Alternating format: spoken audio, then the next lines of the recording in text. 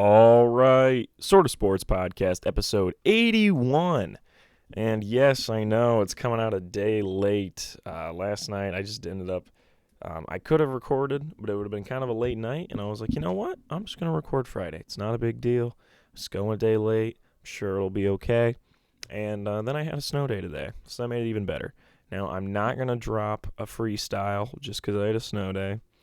If you got that joke and you're listening, thank you. If you didn't, don't ask. But yeah, it was snow day, so it's 10 o'clock in the morning. Well, 9:56 to be perfectly exact.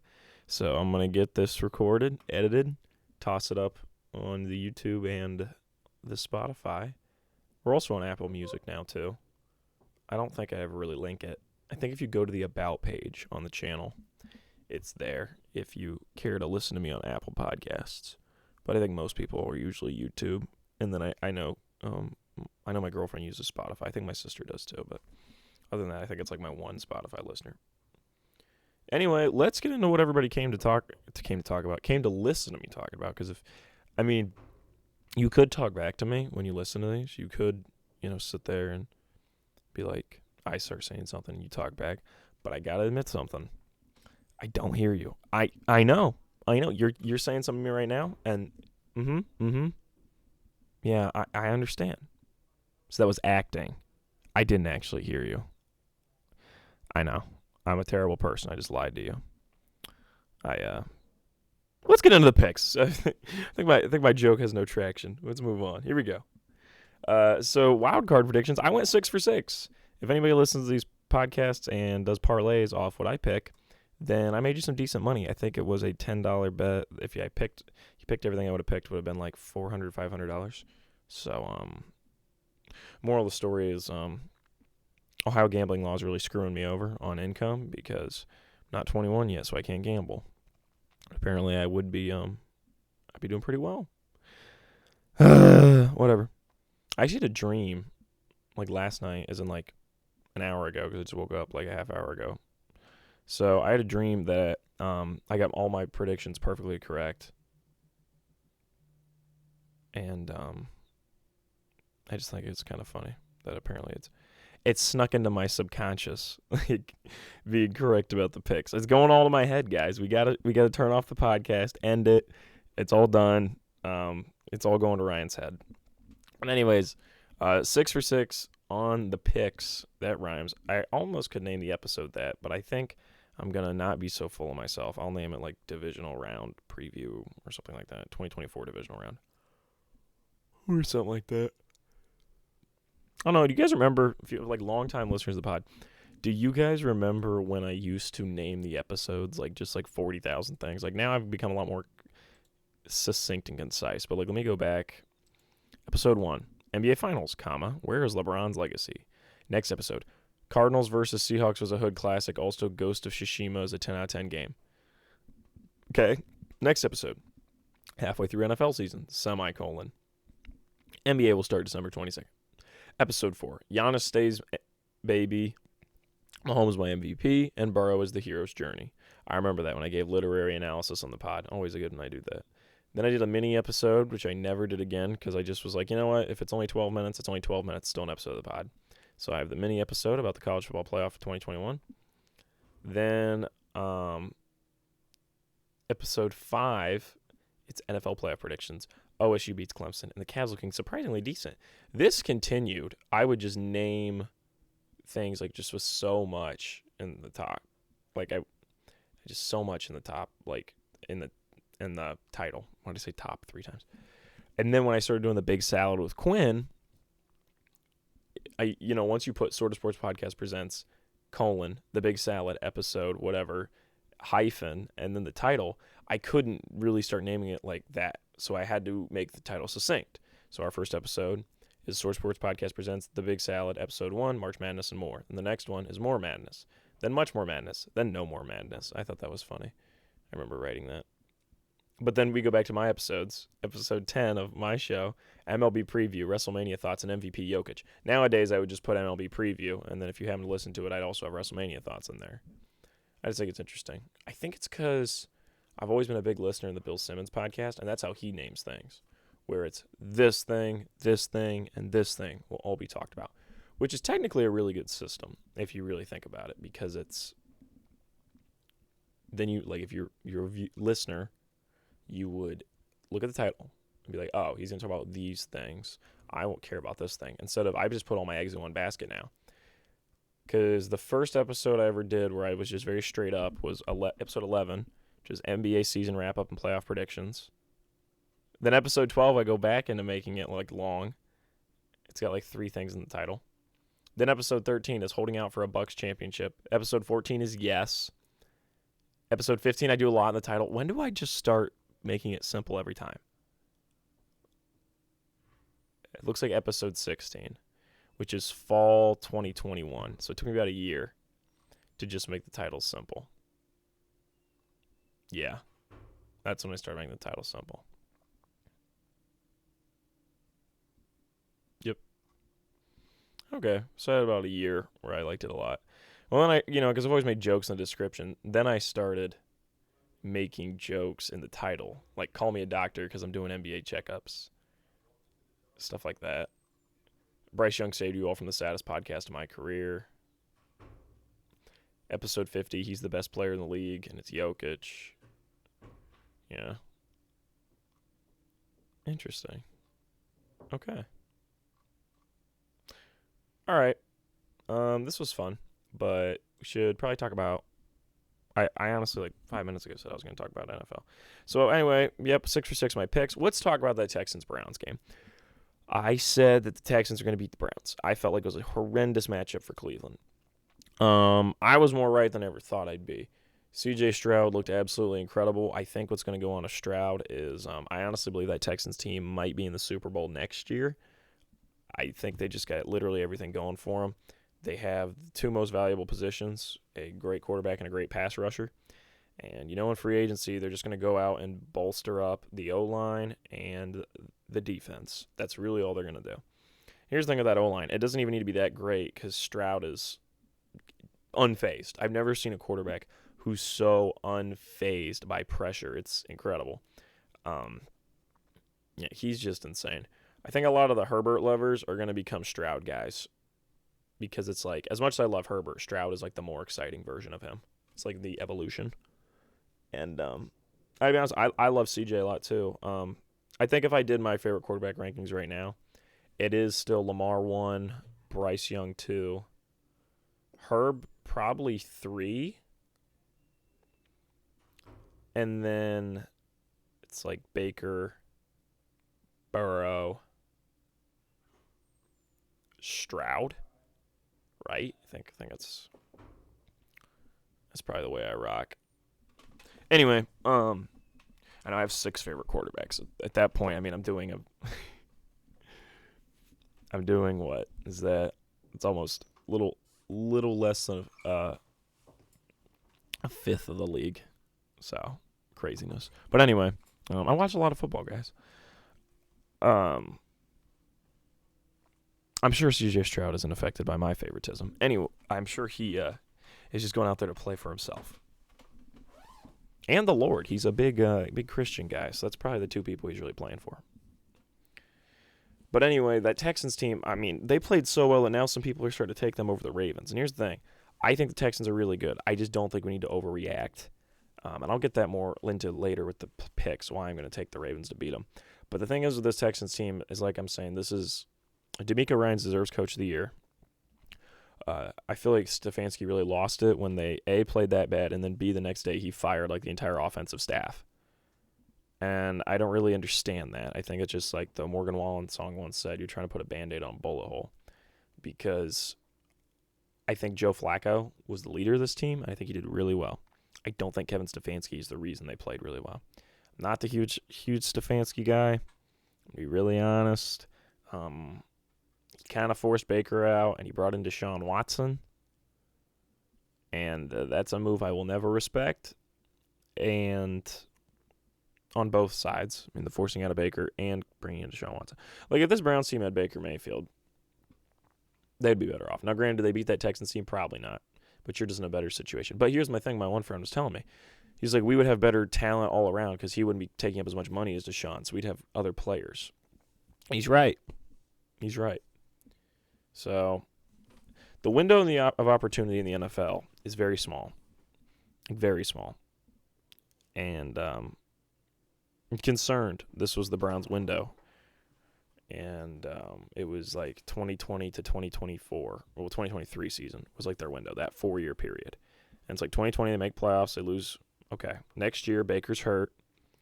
Then the next year they ship off Baker, get Deshaun, but he's suspended for the whole season. You have to wait a whole year. So it's like you have 2 lost seasons essentially, and then this year was like supposed to be your big year, and you go out in the wild card round to a young team. It's just like pretty soon your window's shot, and that might be next year, and that's a shame, you know. But Texans' window is just starting to open up, so it's very exciting for the Texans. Jordan Love is everything you could have wanted. Jordan Love absolutely killed it. Him and CJ were like the big two talking points of the weekend for a lot of people. And I agree with that. I mean, they both absolutely killed it. Jordan Love a little older than CJ Stroud, obviously, because Jordan Love's been in the league for 4 years. But, man, he just, wow. He made some throws where I'm just like, that's elite. And I think they were talking about a lot this year. They kept saying we have poor quarterback play now in the league. And I was saying, I think the defense are getting better. And I stand by that. But I will say, I think it's just a matter of time. You know, you're going to go through a period where there's a lot of really good quarterbacks. And then those guys are going to get older and retire. And there's going to be a couple good young ones. But it's going to take a little bit till the league is populated with a lot of really good young guys. And now it is really starting to get that way. Where, you know, we had like 7 or 8. I would say we have like 6 or 7 elite quarterbacks. Now we're starting to get to the point where it's like, okay, is Jordan Love top 10? And you're like, well, he should be, but is there – because it's like, in my mind, it's like Mahomes, Lamar. This isn't any order. I'm just naming the top 10, right? It's like Mahomes, Lamar, Josh Allen, CJ Stroud, Herbert, Burrow, Hurts. I would still say Hurts is top 10. I know the Eagles did really bad, but I would still give them the benefit of the doubt. Just being honest. I feel like Rodgers still has to be top 10, right? Stafford played great. Stafford was really playing well.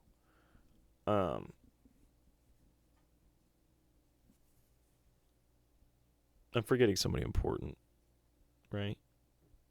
No, I think I got them all. Maybe that's Jordan Love right there at 10. But anyways, I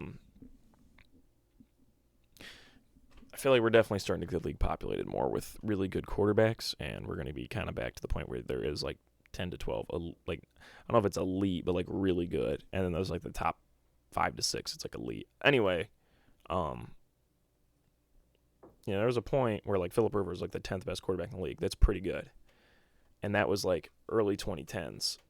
And I'm saying I think we're going to shift back into that. So I think it'll be interesting to see, just the league changing over time. But, yeah, Jordan Love just made all the right plays. And apparently the Cowboys aren't moving on from Mike McCarthy. I really thought Bill Belichick was going to be a Cowboy. I literally have it written down here in my script I wrote up Tuesday night. Really believed he was going to be joining the Dallas Cowboys. And he is not. He is probably going to be a Falcon, which sucks. Really sucks. And when you're Bill, you can pretty much, now he has the opportunity to like draft like J.J. McCarthy, which I know a lot of people would hate, but I actually think J.J. will be pretty good in the league. Or who else would be there? Bo Nix. Or he can go trade for Justin Fields. Whatever Bill feels like doing, he's got pretty much anything he wants to do with that, 9 pick, I think is what he has? 9 or 8. So that'll be intriguing to see what Bill does, but it does feel like he's going to be a Falcon. I don't understand why the Cowboys aren't moving on from Mike McCarthy. Here's the thing. I think Mike does a good job, but I think this is the peak team you're going to get. With the roster you have and with Mike as the coach, you're just going to be a wild card loss every year. Maybe divisional one year. That's really your team. And I just don't know why you try to move on from that. You get Bill in there, you ship Dak off, and you try to start anew instead of just doing the same stuff every year and just wasting away. I mean, I know you're the Dallas Cowboys. I get it. But I think at some point I'd be embarrassed. I'd be like, okay, this isn't working. I saw somebody post the Einstein meme, or it's insanity is doing the same thing over and over and expecting different results. Feels like what the Cowboys are doing. Just don't get it. Don't get it. But the Packers looked excellent. I mean, that's talk about a nobody believes in this team that I would hate to play. It's that Packers team. Like, I'm honestly very intrigued for this Niners game Saturday night. I'm like, because the Packers just, I mean, their defense obviously isn't very good. I get that. But that offense is so high powered. If the Packers win the coin toss, go down the field, go up 7-0, it's going to be like, whoa. Just because then the Niners got to play from behind, and they don't usually like to do that. Mike Vrabel, I think he should coach the Eagles. I think that'd be a great fit for him. I think he could do a lot of good things there. I think he would really, he's a culture guy, and he could fix that culture. Now the culture's really messed up. It's just, it kind of is messed up from Sirianni. And I think it would make a lot of sense for Mike Vrabel to go coach the Eagles. But we'll have to see what the Eagles end up doing. Eagles just look terrible against the Bucs. I'm really happy for Baker getting a big win. Bucs played really well. I don't want anyone to overreact to that, though. I was watching that game with a friend of mine. And I was like, yeah, the Bucs look really good. But this Eagles team is bad. Like, they're really not good. And I don't want people to overreact to me like, ooh, Bucs going to take down the Lions? No, they're not. They're not going to take down the Lions. They're not. But happy for Baker and the Bucs. Anyway, I'm really happy for Goff. You can't not be happy for Goff. He's a true professional. Every time they asked him about the Rams thing, he was just focused on the current team. He said he was like when they were like in the locker room. Dan Campbell goes, "Jared, you're good enough for Detroit," and he throws him the ball. Goff doesn't go, screw LA, and start like ramp. He just says, "Love you guys, great win today," means a lot, and I think Jared Goff's just true professional, and I really, really respect the guy. I really like Jared Goff. I think it's funny because I feel like not most, but a lot of football guys like me, like guys that have watched NFL for years, remember being like, Jared Goff sucks. Rams need to get rid of him. He's terrible. And then they finally did, and he went to Lions. We all figured they'd win 2 games, draft a quarterback, and Jared Goff be a backup the rest of his career. But no, they stuck with him. They believed in him. They took Penei Sewell, and it would have been Sewell. That would have been the Hutch year. If they took in Hutchinson, well, it wouldn't have made any sense to take a quarterback in that draft. Whoa. So I guess it did pay off. But anyway, they took Hutchinson. They stuck with Goff, and here they are, a team that I believe is going to go to the Super Bowl. And they got Jared Goff. I mean, this is America's team, right? This is a team everybody likes. And I don't blame them. It's a fun team with a fun coach. And, they bite people's kneecaps off. And it's hard not to be happy for the Lions. Speaking of a team, it's hard not to be happy for. Let's talk about a team it's easy to be angry at. Because what the hell are the Panthers doing? We don't have a GM. We don't have a head coach. We've interviewed Bobby Slowick, who's the Texans OC. Cool. Why haven't we reached out to Jim Harbaugh? Does Tepper not want Jim Harbaugh? He's an idiot if he doesn't want Jim Harbaugh. Jim interviewed with us last year. Now, granted, he obviously said he was going back to Michigan, whatever. But I am saying, he has interest. Why don't we go interview him? I don't understand. I'm just praying that Jim Harbaugh somehow becomes a coach of the Panthers. It'd make me so happy. But I'm worried we're just going to go with some OC or DC and not promote Ivero, which I don't understand. Our DC's really good at interviewing for other people's head coaching positions. Why don't we just promote him? Doesn't make any sense. We should have never gotten rid of Wilkes. We just shouldn't have. It was stupid. But anyway, I think the Panthers are going to be stuck being bad for a while because our owner's terrible. And that's just a shame. It's really upsetting. Okay, I don't want to talk about it anymore. Let's go back to the Chiefs win. It wasn't super impressive, but it wasn't like depressive. It wasn't like, oh, Chiefs are back, but it also wasn't like, man, this Chiefs team barely won. Like, they won, and it wasn't really, I don't actually have a lot to say about it. I just kind of wrote it down because it felt weird that I talked about every game except that game.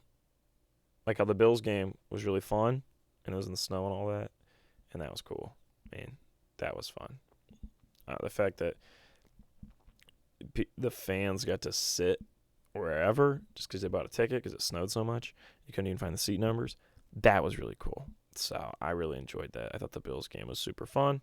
And that Bills game was easily the game I cared least about because I knew they were going to beat the Steelers. I had no doubt in my mind. Especially with Steelers having TJ Watt out. There was no way. You gotta love the big Bucks win though with Baker. I was really happy for Baker, and the best part of it was when they showed Tom Brady playing his last game for them, their last playoff game at home, and then they fade. I'm like, I said to my buddy, I was like, I hope they fade it into Baker standing there, and they did. They faded it away, and there was Baker. I was like, yes, yes, this is amazing. So that was great. All right, let's do the divisional round picks. Everything's the same as before. So Saturday at 4:30, taking the Ravens still over the Texans. Saturday 8:15, I'm gonna stick with Niners Packers. This one scares me a little bit. Not gonna lie, this Packers team looks really good. They're a team built to upset somebody. But I'm gonna stick with the Niners. As far as the Ravens go, I am a little concerned because of the 1 week bye. Sometimes that hurts team, takes them out of the mojo. But I'm gonna hope this Ravens team is able to get back there and roll. And it is going to be a tough team against the Texans. They're going to punch you in the mouth to start. Sunday at 3 o'clock, we got Lions versus Bucks. No questions in my mind. Lions winning this game. I don't even really need to talk about it. Sunday at 6:30, we got Bills versus Chiefs. I'm taking the Bills. I honestly think this is the Bills' year. I think if there's ever a year they're going to beat this Chiefs team, this is the time. The Bills have played excellent all year. It just makes sense in my mind. I'm going to take them. As far as the Lions-Bucks go, I hope Baker gets an extension from the Bucks. Nothing too crazy, but probably like a 2 to 3 year deal. He's played really well, and I think he'll play decently against the Lions, but the Lions will get a win. So that's it. That's all my picks. It's pretty simple, being as it's all the same as before. And let's shift over to ramblings of reels and writings. All I want to say is Genevieve and I last week went and saw Anyone But You, and it was completely awesome. I really loved it. I said months ago on the podcast I was going to go see it because I love rom-coms. And I did go and see it, and it was pretty great. And I really loved it, and it was super fun. And I'm probably going to make a video on the YouTube channel about how we need more rom-coms, how we need them to return, how we need them back. Well, Netflix makes ones, but they're not good. I mean, other than the one where she writes the boys the letters to all the boys I loved before. That one is pretty good. But, yeah, I think I'm going to make that video, and I'll let you all know when I make that. I'll link it in the podcast after. But, yeah, the movie was really good. If you were thinking about seeing it, you should. Because it's one of those where if you looked at it and went, I'd probably like that, you will. And Glenn Powell and Sydney Sweeney are fun together, and I'm a big Glenn Powell guy. I think he should just become like one of the biggest actors in Hollywood because he's charismatic, and he's also a good actor, and he's funny, and he can do anything. He can be a serious role. He can be more funny. He's really good at being smug, and but he's somehow still likable while doing it. And that's a hard thing to do. You know, he can have that smirk where you're like, I hate you, but I also think you're great. I don't know why I've been yawning so much. It's probably when I record at 10:30 in the morning. Technically, it's 10:20. I don't know why I keep rounding up. That's what my mother always did when I was younger. I'd be downstairs watching TV, and it'd be like 10:30. She'd come down and she's like, guys, it's almost 11. Okay. I'm doing that. I'm doing that roundup scale. I'm serious. Like, it would be, like, if we stayed up past 11, it'd be like, it's nearly midnight. It'd be like 11:10. You're like, what? So, yeah. I guess my mom watched the Avengers Thanos movies, and when he said reality can be whatever I want, she took it literally. Technically, it'd be like the time stone, but I just thought, whatever. I'm probably already in trouble because she listens to these. I'll catch you all in the next one. We'll see if I can go 10 for 10 on my playoff picks. That would be pretty crazy if I just keep the streak alive. I didn't even fill out like the things they have on like NFL.com and stuff where I could win money for that's not even gambling. But this is all. Maybe that's why I'm going to win is because I have no money involved. So it's like, you might as well win. It's not like I'm going to get anything. But anyway, yeah, it would be pretty cool if we do end up with that Ravens-Lions Super Bowl. I mean, here's the thing. If the Texans defeat the Ravens and it's a Texans-Bills AFC Championship, there's really no way I lose that because I'm like, Bills would be super fun. G likes the Bills. Be happy for her. And then the Texans side, that's a fun team. It's a really fun team. I see the Lions come out of the NFC. I mean, I guess the Packers or Bucks would be fine, but Lions are really the one. I want the Lions the most. There really isn't like too bad of a team right now. It's like the Chiefs, Niners, like the two teams I just don't really care to see in the Super Bowl. And I'm a big Brock Purdy guy. I know, I love Brock, but I don't care to see that Niners team in the Super Bowl. I really don't. It's really not that interesting to me. Everybody else, it's like 6 out of the 8 teams left would be fun. Okay. That's it. If you were interested in anyone but you should see it. Like I said, I'll make a video for the channel soon all about rom-coms and why we need a lot more good ones back in business, baby. But, yeah, I think that's it. It's funny. I've been ending these just kind of like, well, I guess that's all I have to say. This was the third podcast of the new year, if we count the Sort of Sporties. Is the Sort of Sporties the season finale or the season premiere? That's the real question. We got to think about that. Probably like the season finale of the previous year. And then the NFL playoff episode is like the new season opener. Have I consistently done the NFL playoff? Well, I've only done 2 years of the Sporties. The first year was like kind of the first year. It wasn't really. What did I do? First podcast after the original Sort of Sporties.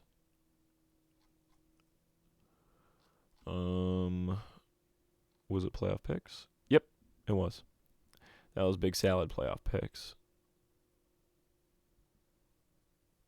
Yeah. Okay. Well, in that case, it is kind of. I think that's kind of the way it works in my mind. It's like the Sort of Sporties is the season finale from the last year, and then we move into the next year with the playoff picks. All right, cool. Okay. I think that's it. Thanks, everybody, for listening. Ka-chow. I think that's funny. Like Lightning McQueen. I think it's pretty humorous.